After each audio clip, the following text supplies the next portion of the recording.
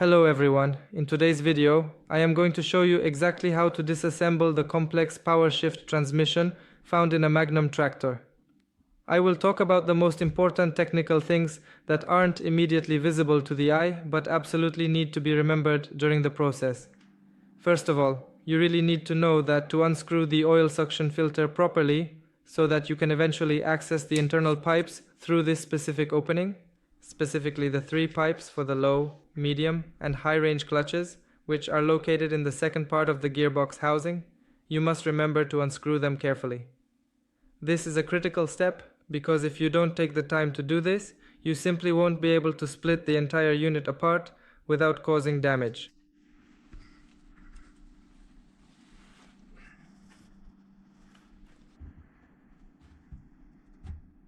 This is exactly what the setup looks like. Take a close look at these specific pipes here, and when you are working with the PowerShift system, it looks like this. Through this narrow opening, we have to carefully unscrew them one by one. First, we must remove the entire control plate for the gearbox to gain access. To successfully remove the plate, you will need to unscrew the outer cover plate, which is held by 4 bolts, and then, once those are out, you can proceed to the next stage of the disassembly process very carefully. 2 sealing plugs. 1, 2. Under this cover and beneath these plugs, there are Allen screws that need to be unscrewed. Here is one screw. Next. Here we have the second screw. There's the third one. And right up here in this corner is the fourth screw. But you will notice these screws are actually positioned behind the disc. You need to carefully maneuver and position the gear shift disc so that the access hole lines up perfectly, allowing you to reach in and unscrew the screw. As you can clearly see here, there is a specific hole designed for the Allen key, and I have managed to align the hole in the disc so you can see the screw head clearly. It is exactly the same situation at the bottom. There is also a hole in the disc, and you have to align it very precisely so that the hole is directly above the screw head. Once that is done, you will be able to unscrew it without any trouble. There, now the screw head is fully visible, and we can proceed to unscrew all of them right now. On the outside, I've marked it with red chalk. 1, 2, 3, 4, 5, 6, 7, 8, 9, 10, 11, 12, 13, 14, 15, 16 screws. The remaining ones stay in place so that this plate doesn't come apart somewhere else. Then we'll be able to remove the entire plate. It won't come apart at this spot then. Not here, but instead it will come apart over here.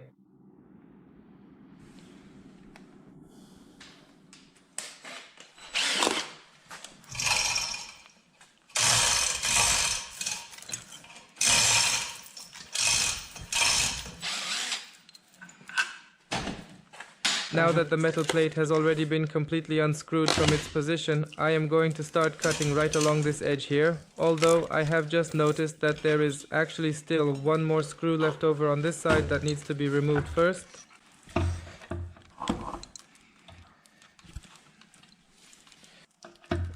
This one is still holding on quite well. Wait a second, we'll slowly lower it down now. Okay, the plate is coming down. Is already dismantled. As you can see, some oil has spilled here. We need to put down some rags. This right here is what it actually looks like after the process of complete removal.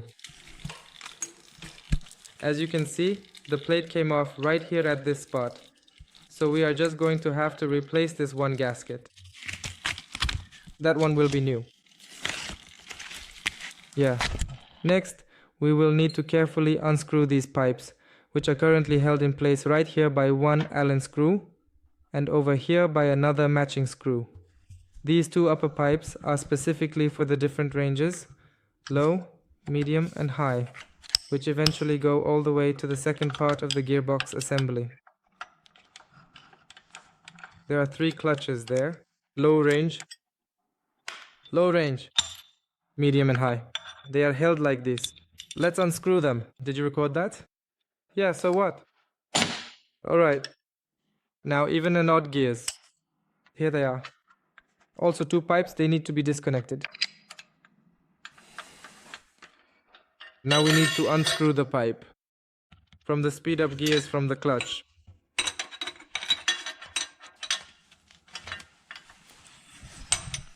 "18. Hand me the wrench." Now, all that is really left for us to do is to carefully pull out every single one of these old pipes.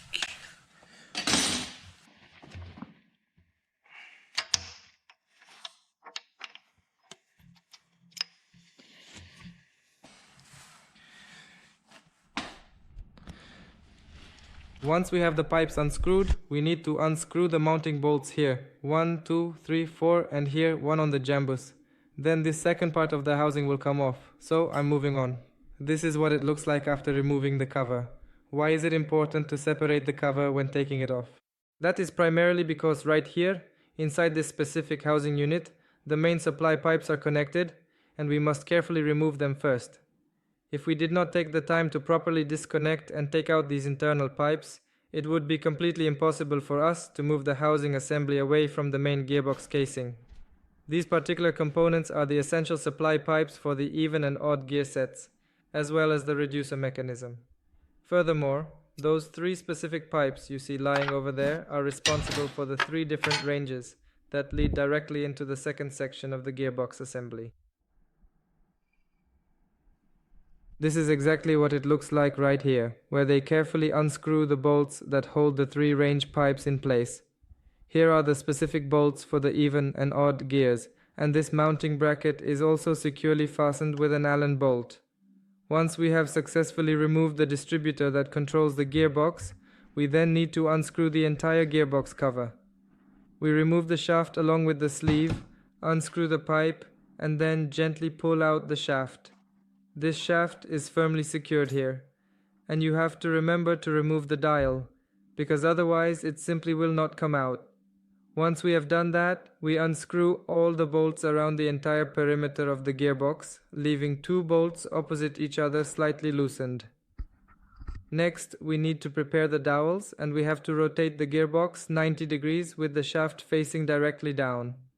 This part of the dowels must rest here on the cover flange, on one side and the other side as well.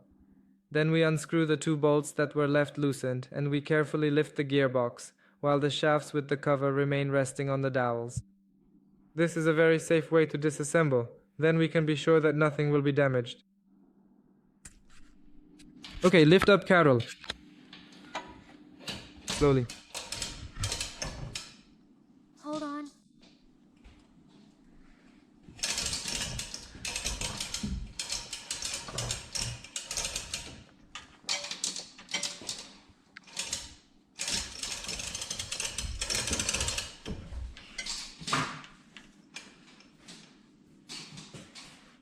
Record yourself. For fuck's sake! Wait. Clean as a whistle? Yeah. All right then, okay. Carol, lift. Hurry up, step on it right now. Come on, please, we really need to move. Let's go. Come on. All right.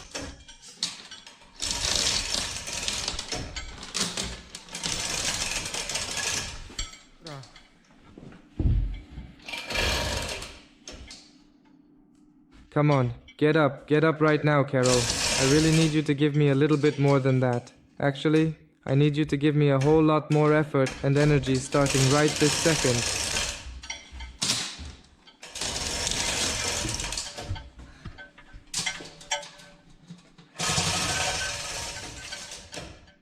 Still? Well, another 30 centimeters. Masha is already here, we are all ready.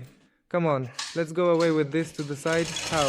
If it were to start falling right now, you would probably be so incredibly angry, and it would just begin to snow all over again already, wouldn't you say? Come on, keep going. Just a little bit more. That's it. Now, we are going to slowly move it over to the side. Please be very careful, just so that... It doesn't hit, because then it'll tip over. You have the camera, I'll do it.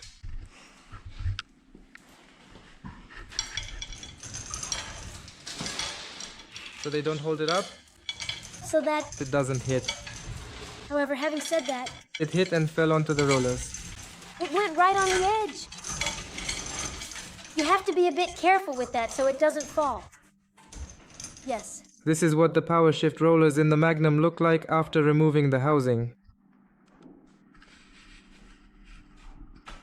And we'll be assembling it in the reverse order.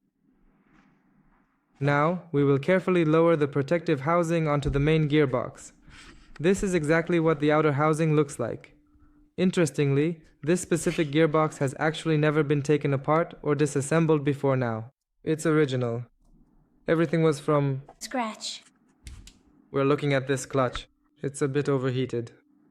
So we'll take a look in there and see.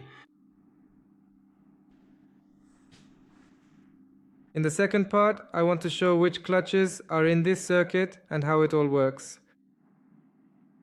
Thank you for your attention.